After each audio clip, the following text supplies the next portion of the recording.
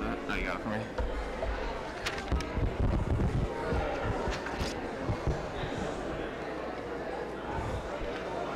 All right, good morning. Welcome.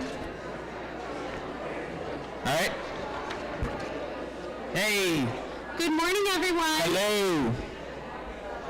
Good morning. Welcome both in the sanctuary and online to the Sunday service. Can you do a small prayer here? Hey, everyone.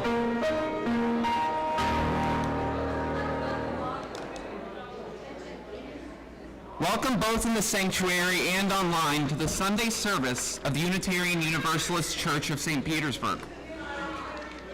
It's not, oh my God. Does this one not work? Can you hear me? Hello? Yeah. This one doesn't work either. Hello? Hello? Does this one work? Can you hear it now? Here? Okay. I'm gonna put this one over here. All right, we're gonna start over. Good morning. Welcome both in the sanctuary and online to the Sunday service of the Unitarian Universalist Church of St. Petersburg. We are currently on the unceded ancestral lands of the Tocobaga and Seminole Native Americans. Can you turn it up? Can you hear me? They can't hear me. They need... What about this one? Like, I can hear it back here, but I can't hear it up there. Out there. Okay. Hello? So here at the UU St. Pete Church of Unitarian Universalist, we expect progress, not perfection. Hey. Thank you all very much for your patience as we resolve some technical difficulties in this world of constant updates, constant change. We appreciate your patience. Ooh, and a fun new fact that we're going to learn today, the system that we have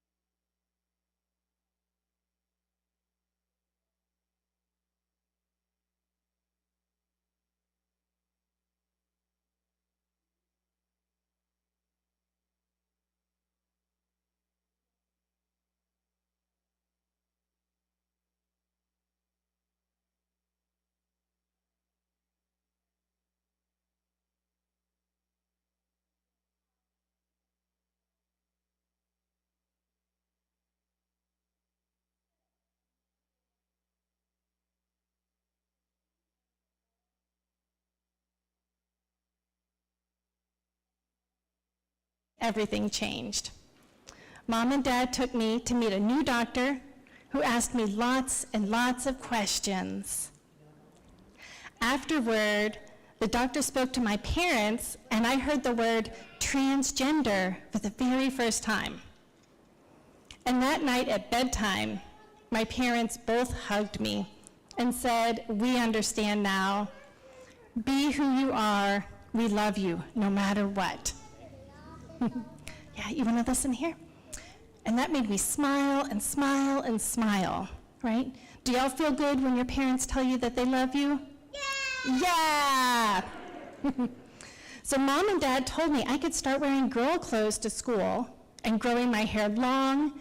They even let me change my name to Jazz. Being Jazz felt like so much more like me. And Mom said that being Jazz would make me different from the other kids at school, but that being different is okay. What's important is that I am happy with who I am. And my friends here, yes, hey, my friends here, Nora.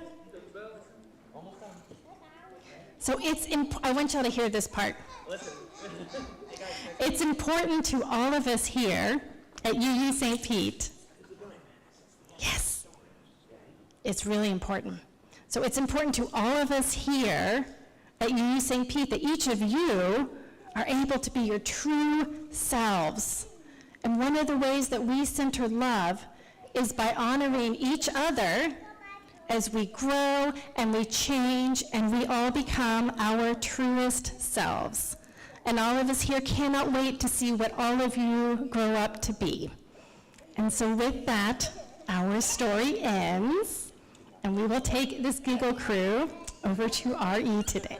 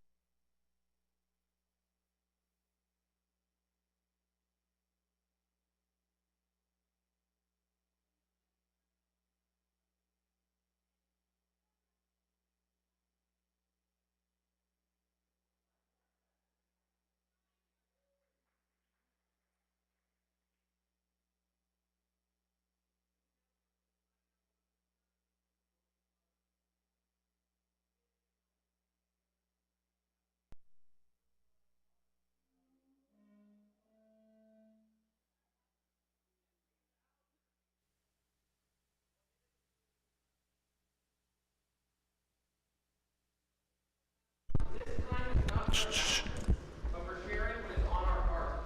And for those of you watching the live stream, please type your joys and concerns in the text box.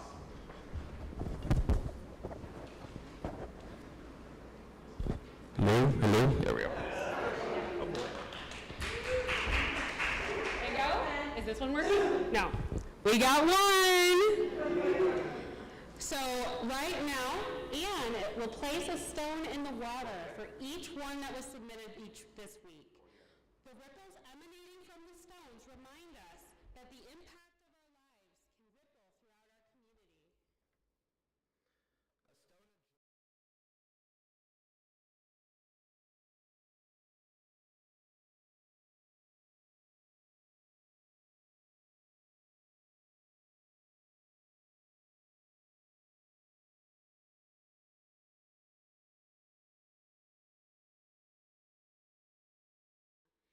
1 month of chemotherapy as an inpatient at Moffitt Cancer Hospital. A stone of welcoming from Dwight Lanton in hospice at Westminster Palms Health Center. He welcomes visitors. Jane Fanning can connect you with Dwight. A stone of concern. William, whose condition has been getting worse, asking for positive energy. Let's see, I have a stone of concern. Jane and Kent Fanning, daughter-in-law who is hospitalized with reoccurrence of leukemia, longtime member.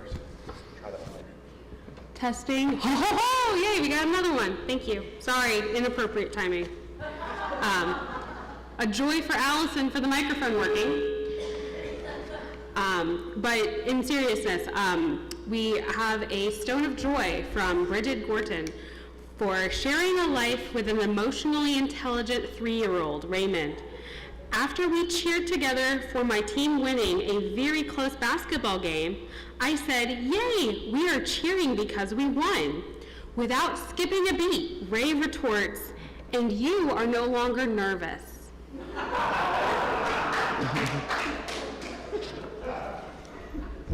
Let's see, a stone of concern from Earl Waters. Keep William in your thoughts, sending positive energy. Okay. Do you have any more? Nope. Okay. I got one more. One second. Stone of sorrow, concern, and joy. So I'm going to do the sorrow first, and these are all from Emma Schock. For the 170 days of ongoing genocide in Palestine. In Gaza, there are over 32,226 martyred. Over 14,280 were children. At least 27 of those children starved to death. 74,518 injured. 700,000 being forcibly starved and massacred in northern Gaza. Stone of concern for the thousands of displaced families, journalists, patients, and medical staff experiencing a new level of horror inside the Al-Shifa medical complex over the past 7 days. As the occupation commits atrocities I cannot repeat here, yet their screams for help are met with silence. And finally, a stone of joy for the bravery and steadfastness of the Palestinian resistance from Gaza, the West Bank, and throughout all of Palestine. Our liberation is interconnected. Palestine will free us all.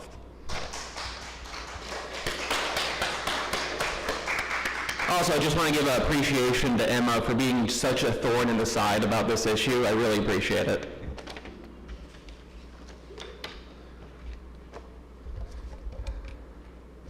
May we bring to mind and hold close to our hearts Jane Fanning, Dwight Lanton, Fanning's daughter-in-law, William, and everyone in Palestine who is facing awful, awful conditions. Also, all those known and unknown who are facing challenges and health concerns. Now please join us for a responsive reading written by John Motter. It'll be in your order of service. May our hearts not become calloused by the never-ending incidences of oppression and hatred that so many face each day. Rather, may we keep our hearts open to the positive efforts of so many people causing good trouble in the world. May we have the strength to demand and gain the right for all people to have a safe place to sleep, health care to keep them strong, and the knowledge that their lives matter. This struggle is taking longer than it should, but we will get there if we continue to strive for basic human rights. May all of us find a comforting and compassionate presence in the warmth of fellowship and community. And we will place a final stone for those joys and sorrows that remain in our hearts, perhaps too tender to be spoken out loud. The mystery is that we are connected, even when we feel apart. Let us rejoice in our beloved community, the make of the many one. Now, let's take about a minute of silence together.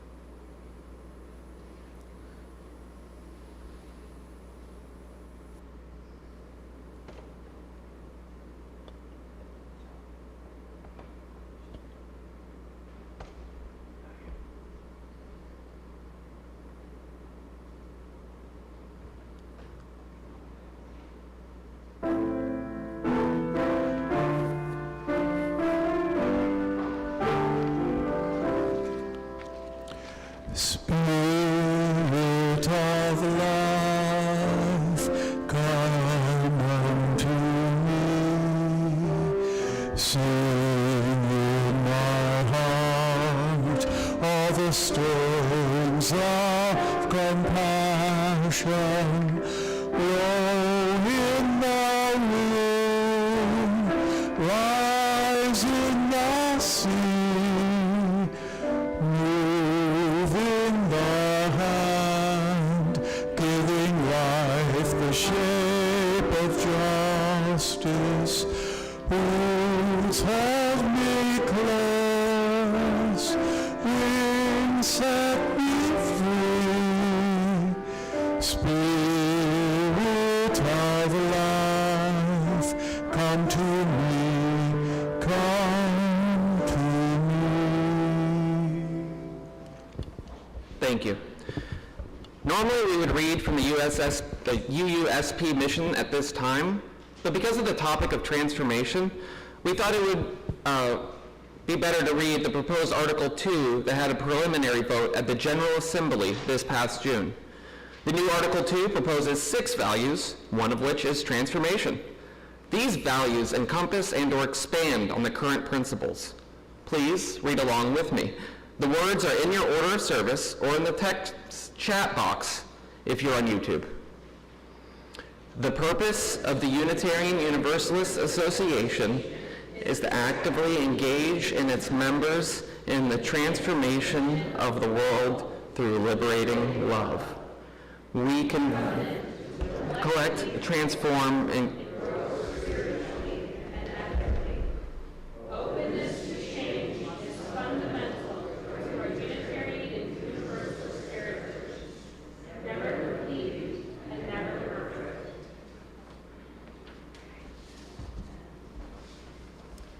Thank you all.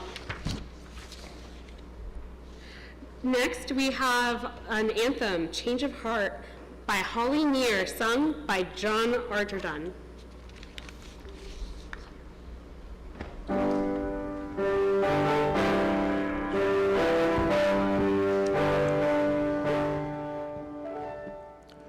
Something changes in me when I witness someone's courage.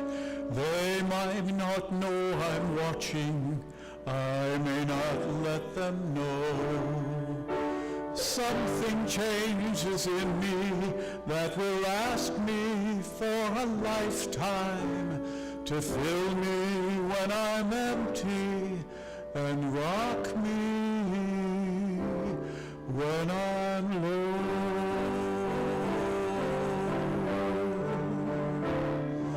Something changes in me anytime there's someone singing all the songs I long forgotten. May our voices sing them strong. Something changes in me anytime there's someone standing for the right to be completely all the good things that we are. There's a change of heart anytime there's someone counting all the lives that won't be thrown away. There's a change of heart anytime you join the choir, be a voice upon the mountain, or see a fire in the rain.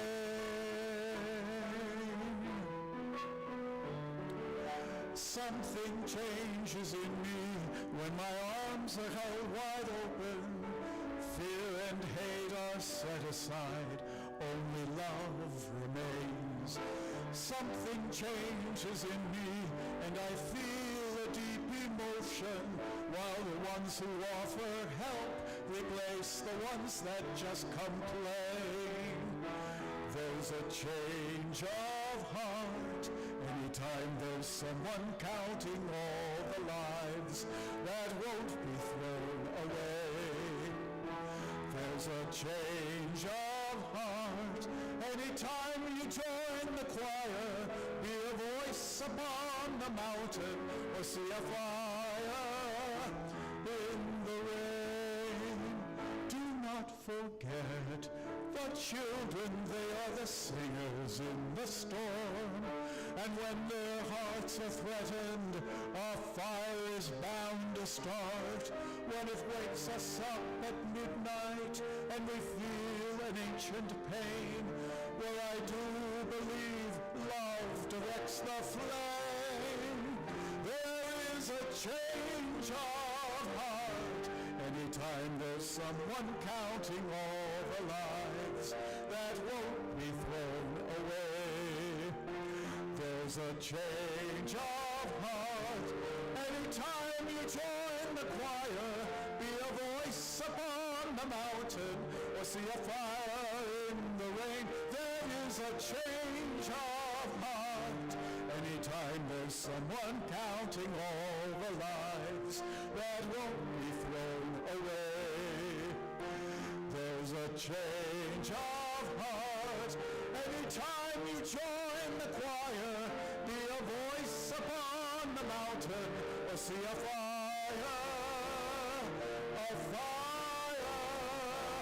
in the rain.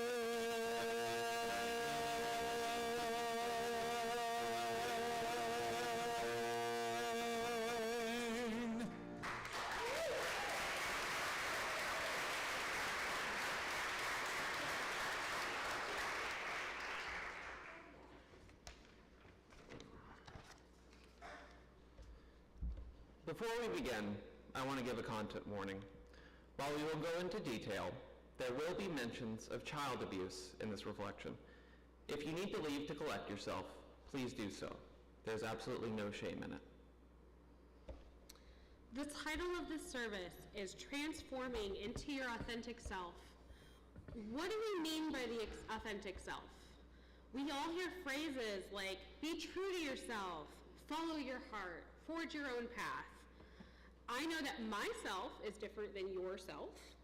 We know that each of us is different from each other in different ways. In a world of constant demands and change, how can we define an authentic self? Or being true to ourselves for that matter? Oftentimes, it's us who gets in the way of being our authentic self. It might seem a bit of a surprise to the room, but I was a bit of a wallflower in my youth, a word that I reckon not too many people would use to describe me nowadays. The reason for this trepidation in expressing myself was a result of the lessons I had learned in my youth. You see, up here, there's a certain level of confidence that I seem to exude. They often find a bit comedic, as I'm often quite unconfident internally. To be honest, there are parts of me that I'm terrified to reveal, for it doesn't feel like the world is ready for that yet. Nor is it even possible for Allison or I to impart some bit of sacred information that will get you to the authentic self. With that in mind, let Allison be like the cartographer, giving you a simple map to follow on your path to self-discovery. Whereas I'm more of the storyteller, recounting my harrowing adventure around the campfire. Miss Lonke, if you could sketch us out a path to get us started on our journey. Thank you, Gordia. When we look at ourselves, we see different parts. Parts we like, parts we don't. Each of us have different parts. There's a part of me that really wanted to sleep in today. A part of me is super excited to talk at y'all about all the cool stuff I researched and thought way too long about because I'm a nerd. A part of me is saying, like, is sad. I had a different phrase here for my parents being in the audience, but they chose not to come today. So part of me is sad for that. Back to serious. Okay, so there's a concept of the shadow self. This shadow is the parts we hide from ourselves and others. Carl Jung, a bigwig in psychology, described the shadow self as everything the conscious personality experiences as negative. This could be internalized trauma, insecurity, avoidance, anger, or whatever parts of you that are unwanted. In one of his many written works, he states, everyone carries a shadow, and the less it is embodied in that individual's conscious life, the blacker and denser it is. In many religions, there are gods and goddesses of shadow. Some religions may encourage their members to engage in shadow work, in order to explore, challenge, or reintegrate these parts of self. Kali, the goddess of destruction and dissolution in the Hindu religion, is known for destroying evil, ignorance, and egoism. In Celtic mythology, Morrigan is the goddess of sovereignty. Many who call upon her seek to empower the self and wrest control from their shadow. In modern counseling, there is an approach called internal family systems. In this, the counselor and the client work together to identify different aspects of the self and name them in order to see how those different pieces function and interact together. For example, I have a manager self that constantly criticizes what I do to keep me in line. Functionally, it's proactively trying to protect me from failure or rejection by others. I also have a firefighter part of me that reactively tries to protect me from perceived danger. For example, if I fell into a vat of heartbreak, my firefighter would yell, "Chocolate!" I really hope someone understood that reference. The rejected and despised parts of the self are labeled as the exiles, which sounds a lot like the shadow self to me. One of the goals of this therapy practice is to differentiate and elevate the self so that it can be an effective leader to our internal system.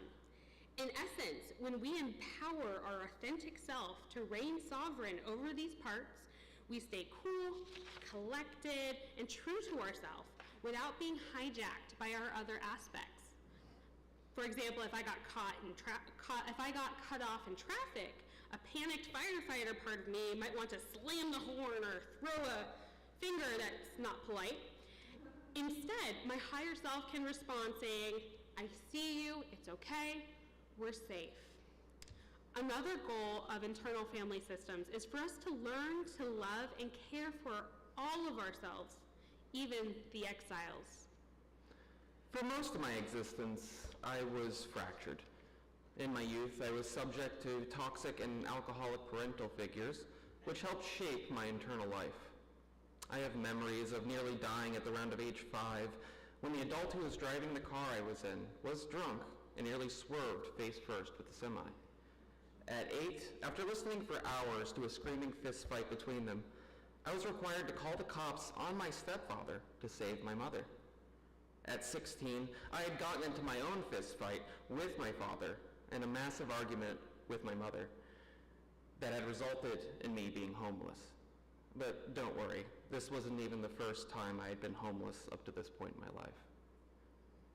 I don't want to paint an entirely vilified version of the adults I grew up with.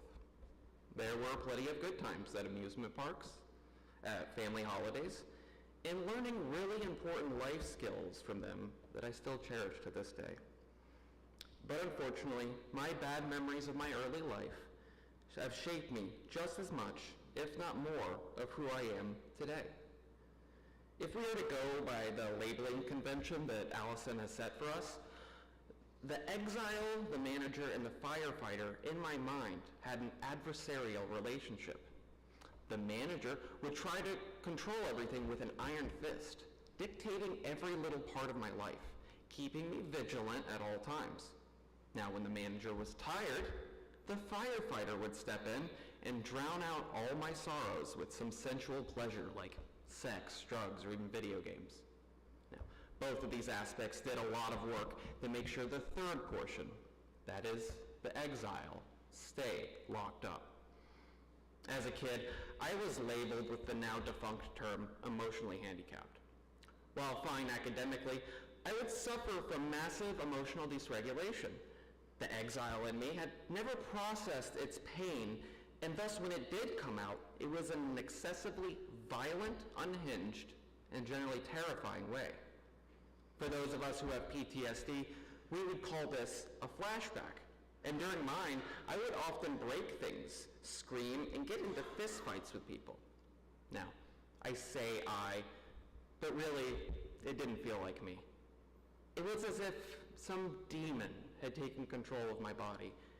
And when I did finally wrestle back control, I then had to take responsibility for everything the demon had done. Now, why am I focusing so much on my trauma and mental illness? Well, to one degree or another, it's part of what Danny was saying last week about struggling leading to transformation. More importantly, though, was the problem I have faced most of my life. How do I be my authentic self when I'm most terrified of myself? How do I love this exile? In the Christian Bible, Jesus teaches us an important lesson: to love and care for the exile. Before I continue, it's been about 1,950 something years since the Gospels of the New Testament were written, and the word sin has evolved into this heavy, horrible, awful, but oddly kind of vague kind of term. So I want to clarify. In its Greek origin, sin was originally an archery term, meaning to miss the mark. In Greek philosophy, sin was a failure on the part of a person to achieve their true self-expression and to preserve their relation to the rest, their due relation to the rest of the universe. At the time, it was attributed mainly to ignorance. Okay, got it? Moving on. Oh, and before we move on, apologize for my modernizing additions to the below scripture. I'm trying to keep it real, as it were. Thank you. Now back to the exile. In Luke chapter 7 of the Bible, Mary Magdalene, a woman who had lived a sinful life, first meets Jesus at a dinner party. She tended to his feet from behind, and the host scoffed, saying, "If this man were a real prophet, he would know that who is touching him, and what kind of woman she is. She's a sinner." But Jesus said, "Do you see this woman? I came into your house. You did not give me any water for my feet, which are filthy with sandal dirt. But she wet my feet with her tears and wiped them with her hair. You did not give me a kiss, but this woman, from the moment I entered, has not stopped kissing my feet. You did not put oil on my head, but she has poured perfume on my feet. Therefore I tell you that her many sins have been forgiven, for she has loved much. But he who has been forgiven little, loves little." Did y'all hear that sick burn? Jesus said, "He who has been forgiven little, loves little." What I'm hearing is that it takes a lot of mistakes and suffering to really, truly learn how to love. And we need to learn to love people who are in the middle of making those mistakes. And we need to learn to love the messed up parts of ourselves that have failed or hurt others or weren't strong enough to do the right thing at the time or felt trapped in an out-of-control situation. As we learned last week, transformation requires suffering. Let me tell you, Mary Magdalene was broken in all kinds of ways. The Gospel of Luke reports that Jesus drove 7 whole demons out of her. It doesn't say what those demons were, but I'd like to imagine that she had some pretty heavy stuff that was haunting her from her past, or vices she struggled to let go of. Mary received acceptance and love and the opportunity to make things right. She traveled with Jesus and served him as a disciple.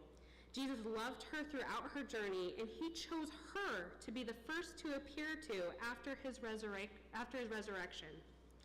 Jesus gave unconditional love, support, and forgiveness to the outcasts, the lepers, the sinners, the rejected, the unclean, and most despised of all, the tax collectors. He helped them connect with God, achieve true self-expression, live rightly, and find the kingdom of heaven. In this way, it's important for us to live in this example. Love is the foundation for growth and change for others and for ourselves. I've heard Gordia's story, and she went through some truly awful, terrible things like childhood homelessness, poverty, and abuse.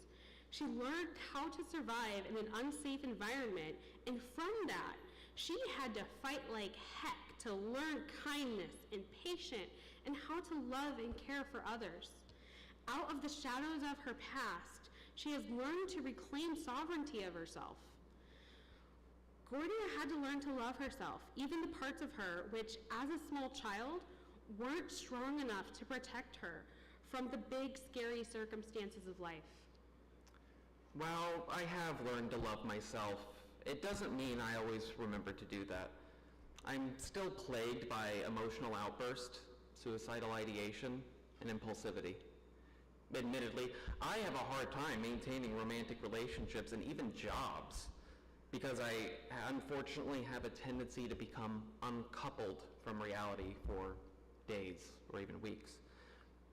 The thing that has held me together, and honey, this is a lot to hold together, is my faith. Now, I don't believe in trying to prove the existence of a higher power, as I think part of its power comes from being inherently unexplainable.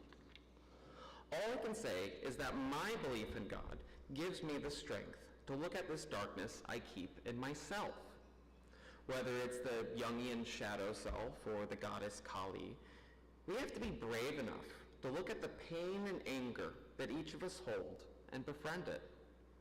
With this befriending comes a merging of light and dark.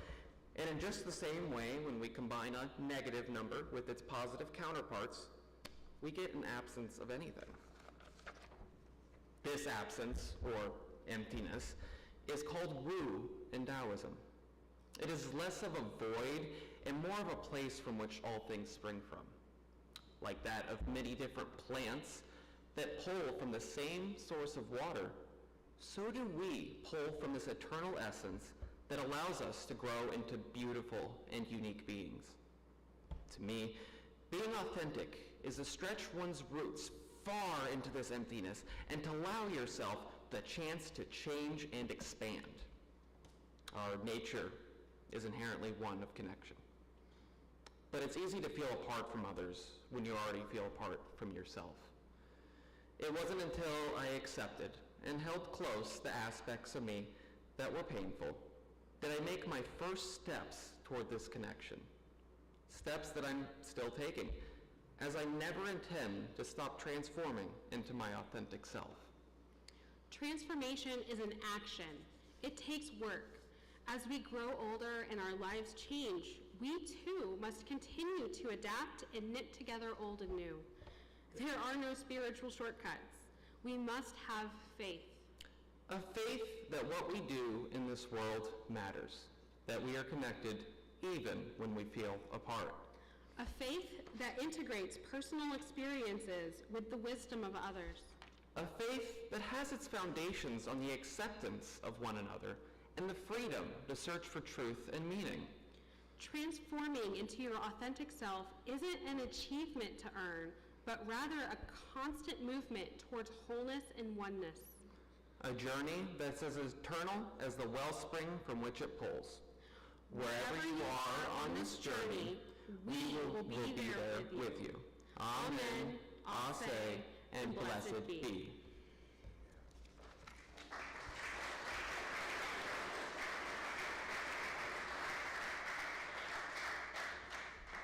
Thank you so much. Let's see.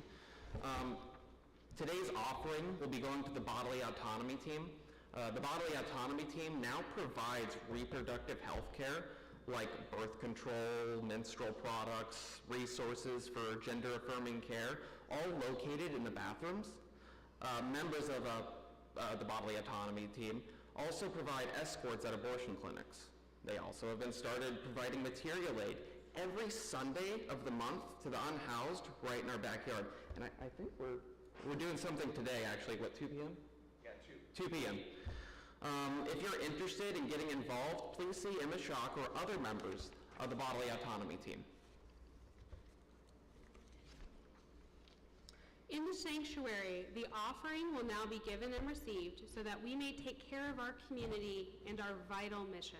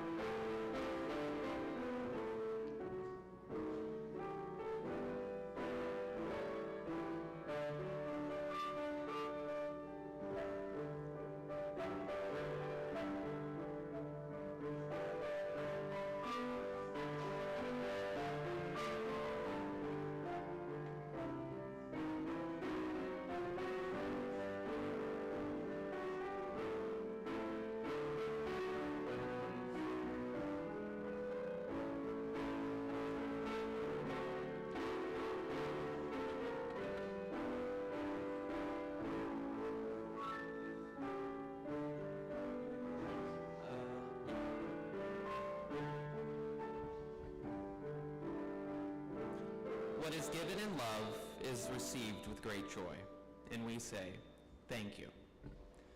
Now please rise as you're willing and able to sing our final hymn, number 1008, When Our Heart is in a Holy Place. Next Sunday is Easter Sunday, and we're going to be celebrating with a flower communion.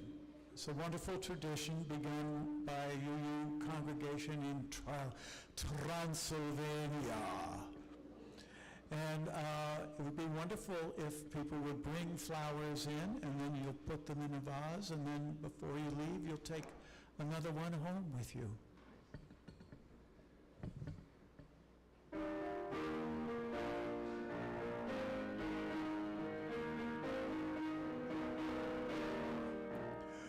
When our heart is in a holy place, when our heart is in a holy place, we are blessed with love and amazing grace. When our heart is in a holy place, when we trust the wisdom in each of us, every color, every creed and kind, and we see our faces in each other's eyes, then our heart is in a holy place. When our heart is in a holy place, when our heart is in a holy place, we are blessed with love and amazing grace. When our heart is in a holy place, when we tell our story from deep inside, and we listen with a loving mind, and we hear our voices in each other's words, then our heart is in a holy place. When our heart is in a holy place, when our heart is in a holy place, we are blessed with love and amazing grace. When our heart is in a holy place, when we share the silence of sacred space, and the God of our heart stirs within, and we feel the power of each other's faith, then our heart is in a holy place. When our heart is in a holy place, when our heart is in a holy place, we are blessed with love and amazing grace. When our heart is in a holy place.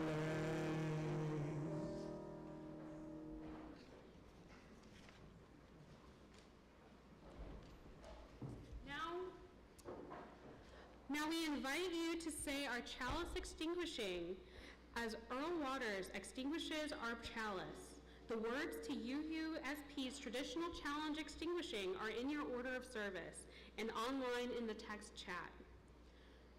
We extinguish this flame, but not the light of truth, the warmth of love, or the fire of courage. These we carry in our hearts and out into the world. The following quote is from one of my favorite books of all time, Les Miserables by Victor Hugo. We have already peered into the depths of conscience and must now do so again, although we cannot do so without trembling. Nothing is more terrifying than contemplation of this kind. Nothing discernible to the eye of the spirit is more brilliant or obscure than man. Nothing is more formidable, complex, mysterious, and infinite. There is a prospect greater than the sea, and it is the sky. There is a prospect greater than the sky, and it is the human soul. To make a poem of the human conscience, even in terms of a single man, and the least of men, would be to merge all the epics in a single epic transcending all. Conscience is the labyrinth of illusion, desire and pursuit, the furnace of dreams, the repository of thoughts of which we are ashamed. It is the pandemonium of sophistry, the battlefield of passions. To peer at certain moments into the withdrawn face of a human being in the act of reflection, to see something of what lies beyond their outward silence, is to discern a struggle on a Homeric scale. Conflicts of dragons and hydras, aerial hosts as in Milton, towering vistas as in Dante. The infinite space that each man carries within himself, wherein despairingly he contrasts the movement of his spirit with the acts of his life, is an overpowering thing.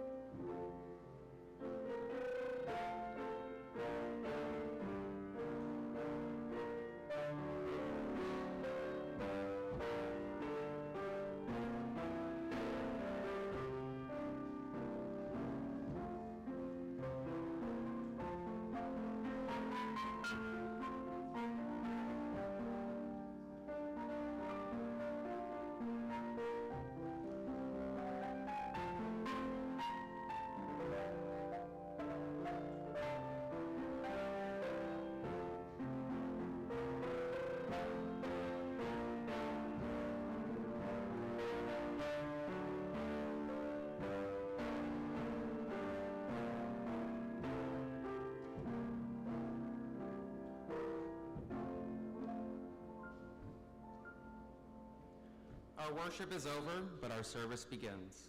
We hope this time together will help you through your week and will help you remember you are not alone.